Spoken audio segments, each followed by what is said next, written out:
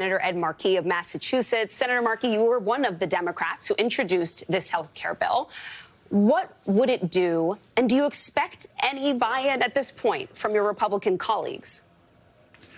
Well, the Republicans just voted 2 weeks ago to have a $1 trillion cut in Medicaid, in the Affordable Care Act, in Medicare.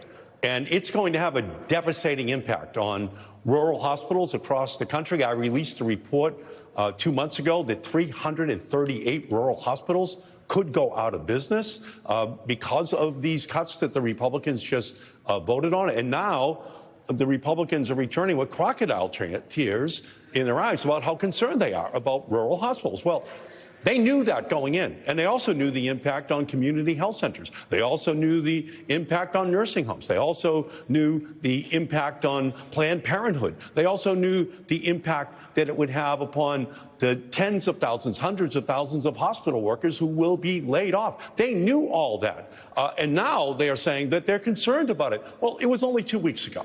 So the legislation, which I've introduced with Ro Khanna, just says we have to give more power back to the states. We have to have individual states have the ability to create a health care system that does, in fact, provide for every single resident of that state. But the Republicans are absolutely adamant about keeping the cuts, no matter what they say, because they need the money for the tax cuts for the billionaires. That's what this is all about. It's a transfer of money, especially from the poorest and the sickest and the most elderly in our society, into the hands of the richest, who are already benefiting from our great country. So that's what their whole plan is, and there is precisely zero chance that the Republican Party is going to come back and all of a sudden fund rural hospitals in our country. It is not going to happen.